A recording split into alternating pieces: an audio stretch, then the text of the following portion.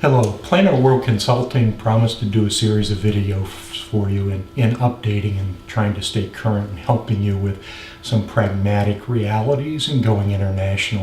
And this is the second of those videos. And today we focus a little more on some of the budget and programming aspects, the thinking in taking your organization international. There's at least 5 or 6 things that, based on my practical experience in taking an organization global over several cycles and more than 15 years, that I think any organization should keep in mind. There's a great deal of discussion about, do we want to penetrate a market more quickly, or should we consciously establish a sustainable program from the beginning? And as tempting as it is to penetrate a new country's marketplace and get members, that's easily enough done with some good hard selling. I would urge you to develop a sustainable program from the beginning, and there's a couple of things based on experience that you might want to keep in mind in doing that.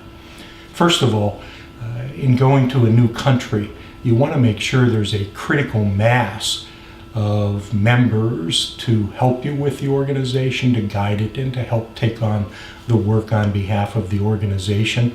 In most cases, we found that you needed at least 10 members, if not closer to 20 members, to reach that critical mass, because as we know, not all volunteers work at the same level or have the time to provide the same level of help toward pushing the organization forward. Secondly, something we found with great practical help, as ambitious as everybody wants to be in the beginning, if you can take baby steps of success and start your programming small, perhaps an educational event that does not have much financial exposure, but has good value to the membership in the industry and the country, and also might merit some press or public relations coverage. Try to focus on being successful with smaller programs and events first before getting too ambitious. Better to take baby steps of success than to crash wonderfully with an overwhelming agenda, which is impossible to accomplish in the early days of going international.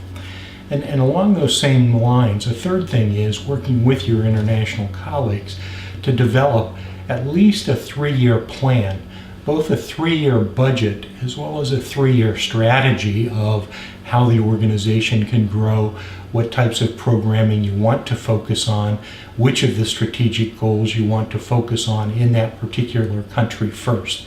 This gives you more of a step-by-step approach to being able to achieve success, and it very constructively forces you and your colleagues in a new country to think about, here's where we are right now, where do we want to be 3 years from now, and what steps do we need to take in between to get there and achieve that. Something else that sometimes comes up with going international, and this might not apply to all organizations, but to those that it does, it's a critical consideration. And again, this is the sustainable versus penetration question.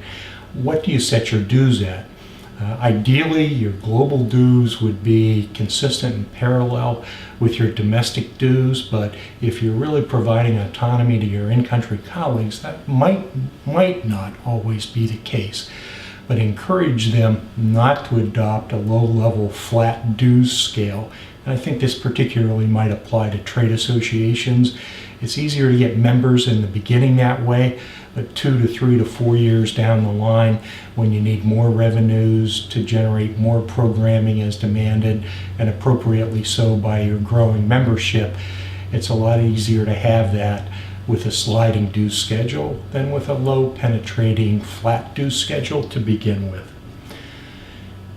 In today's world, with electronic communications, as much as you reasonably can, make as many benefits as you offer your domestic members available to your international members as well.